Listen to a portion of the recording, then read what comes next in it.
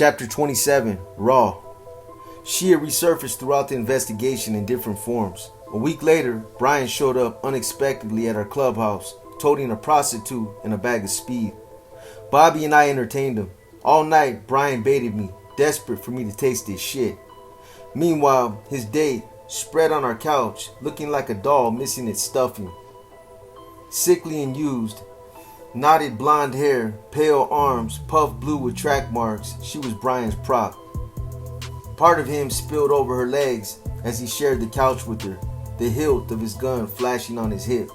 "What kind do you have there?" Bobby engaged him. Brian smiled, wiggled free from the woman, and proudly slid his 380 onto the bar in prime view of the cameras. The night stretched into dawn, and finally, when Brian's stash dwindled, he slapped his prostitute away and headed for the door. "Can you leave me a line?" I called after him, knowing he only had a small portion left. Brian hesitated. I had deflected him all night. He trained his small, nervous eyes on me and relented. He plunged his bag onto the counter and said, "Take the rest." I nodded and watched him leave. Watched him stuff his doll woman into the back seat of his sedan and squeeze his dumpy self behind the steering wheel. In a few hours, his life would repeat. The women in the back seat would stir, chilled and disoriented. He would pay her again with drugs to be his date. He would tell her he was something, a real outlaw, a real outcast. Next time I asked for weed, but that backfired too. "How come you never have any on you?" An outlaw challenged me once. I made up excuses. I couldn't carry weed with me when I rolled. What if I got stopped by the cops? The outlaws continued to test us. They brought coke to our clubhouse, urged us to do lines with them on the floor. Gringo shook his head and said, "Not in the open," motioning to the partiers, some of whom we had invited inside from the local bars.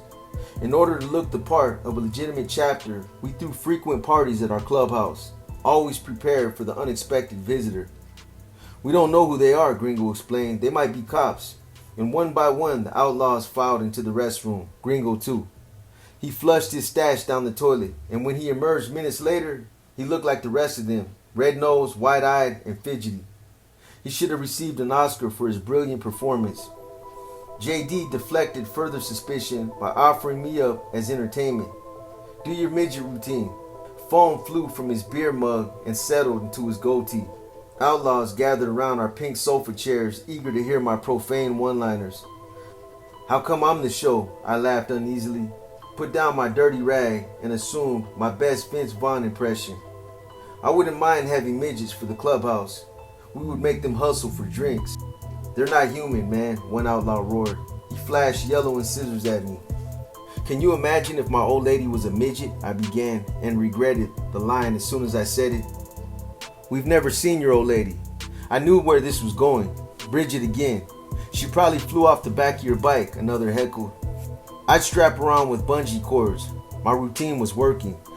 Not only did it distract the outlaws from further drug pushing, but it endeared me to them, protected my cover. No way could I be a cop or an informant if I was as disgusting as them. Still, I kept a fake photo of an infant boy on my cell phone just in case anyone probed. And I told them my old lady couldn't come around because she watched my kid. They didn't care, not really. They just wanted to unnerve me. "I should have a mini-me, a mini-chef," they roared. I could prop him in the corner, drag him with me on a leash, or clip him to my chest in a baby sling. "You could dress him up in mini-cuts," one outlaw shrieked with laughter. "You could make him fight for you."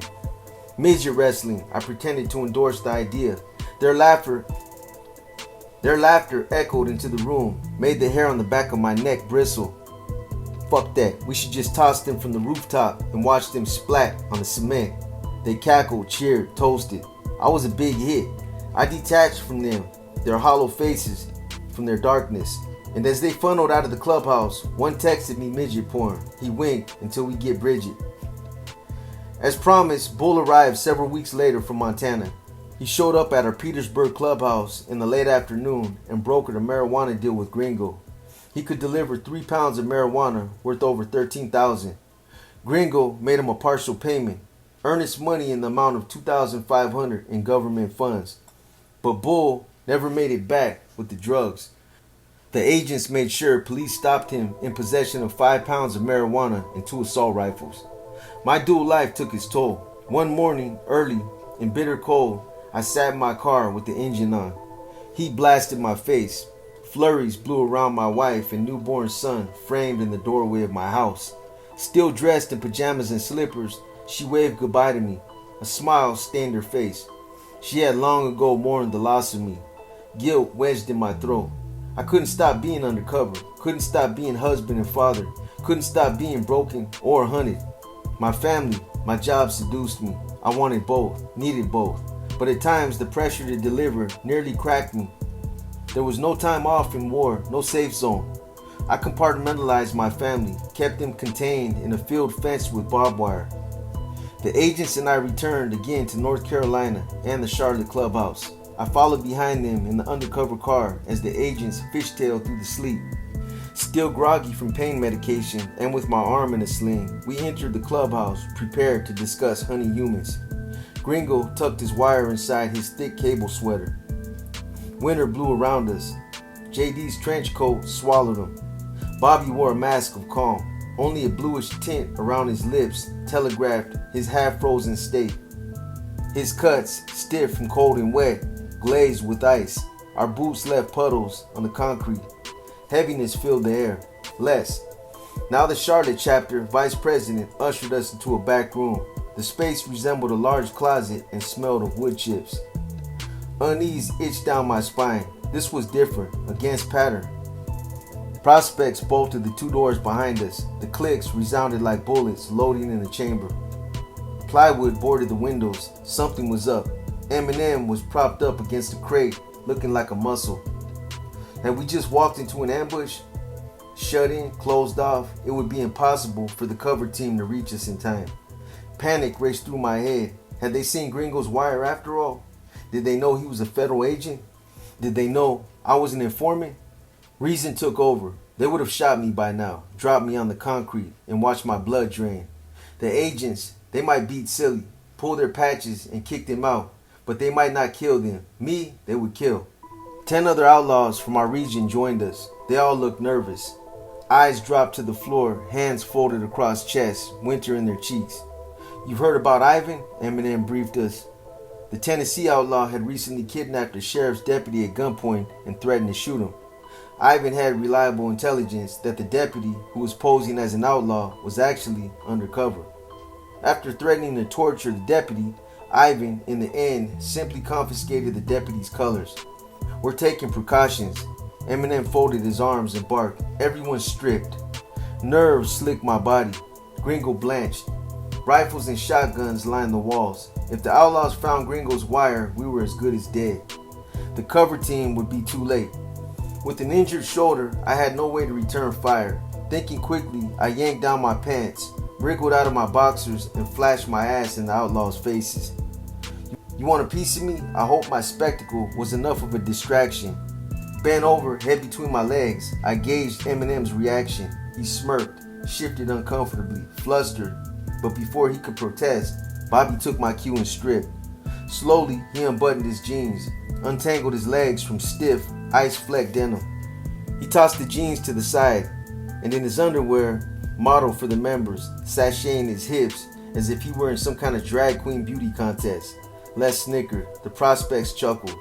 Eminem bristled. I whistled, tried to stall the audience. Gringo was next. Bobby prolonged his production, pretended his arms were twisted in the sleeves of his bulky sweater. Gringo was next. The room spun. Overwhelming sadness gripped me. This would be my last image, a cold, white, boarded up space.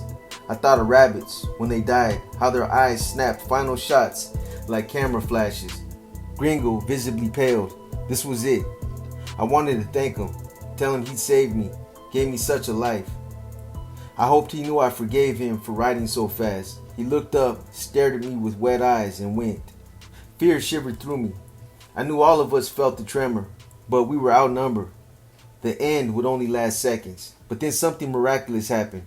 Eminem had had enough. We were taking too long. "Leave your coats in your car and come back so we can do this quickly." Relief etched in Gringo's face as he bolted outside into the winter chill, exhaled by his bike, and slowly unraveled his wire. Later, I reminded Gringo of the party in Brockton and Monster, the chapter's regional boss.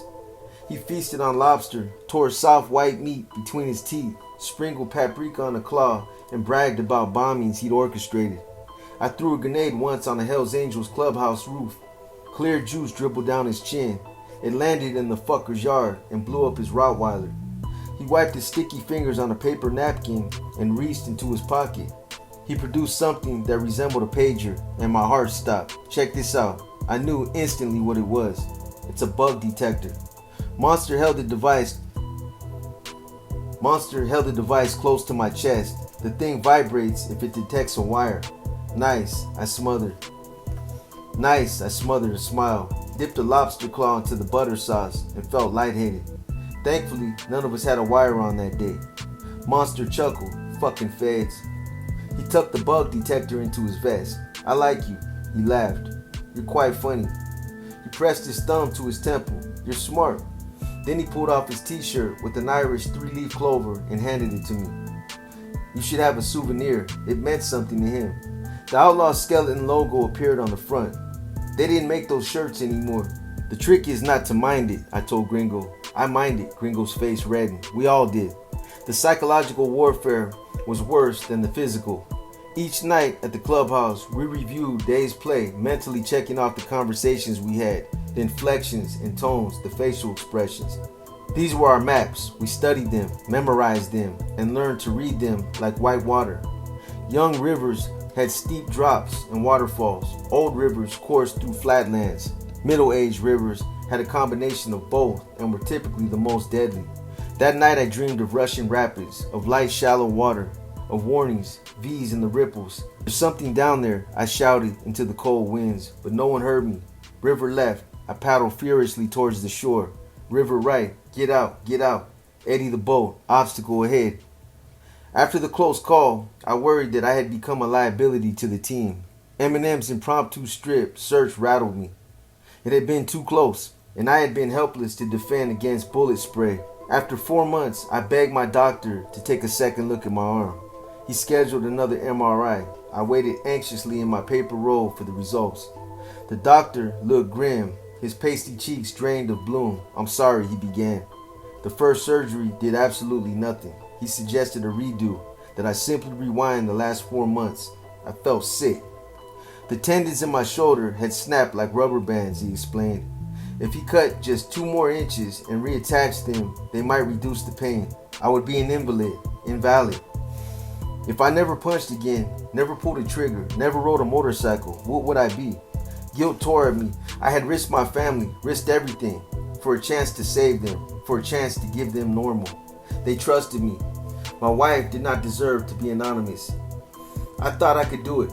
Penetrate a violent world, eradicate the beast, and leave unscathed. Leave the streets safer. After all, I had accomplished as much as the Vagos. But being an outlaw was entirely different. Not only was the gang infinitely more brutal and unpredictable, but I was different too. And I had underestimated the toll my commitment to the work would have on my wife and son. Security was paramount, so much so that it made our lives sterile. We knew each other's schedules. We ate meals together and enjoyed full conversations. Undercover, that kind of routine was possible. Even when I was home, I wasn't home. My thoughts drifted to the gang, to my dual persona. At night, if I slept at all, I had disturbing visions, pressure on my chest, loud bangs in my ear like exploding buckshot. I searched for my missing arm. Harsh wind blew through my gaping socket. Post-traumatic stress, it floated through my subconscious, but I couldn't. Instead, I escaped the company of the other agents. We formed our own brotherhood, bound by common trauma. And though I was nothing like them, I shared the same tension, the same isolation, the same goal. All of us prepared each day to sacrifice our lives for a greater cause. Over pizza, beer, and sports, we unwound in the undercover house. The agents were witness to my life. My wife could not compete with my exhaustion. She understood that her normal had a different definition, and stress had degrees. Like the other agents, I lived my life on duty. Following my second surgery, I convalesced at home for a month. I had lost the use of my right arm. My days morphed into a monotonous stream of pain, pill popping, and half sleep. In an uncomfortable role reversal, my wife took care of me. We had a son I couldn't hold, diapers I couldn't change. Of all the roles I'd played, I hated this one. But I had no choice. I had to heal. I had left the program, and for now, I didn't exist outside the Outlaws. I had no salary, no sick leave. If I didn't get better, I wouldn't know how to live.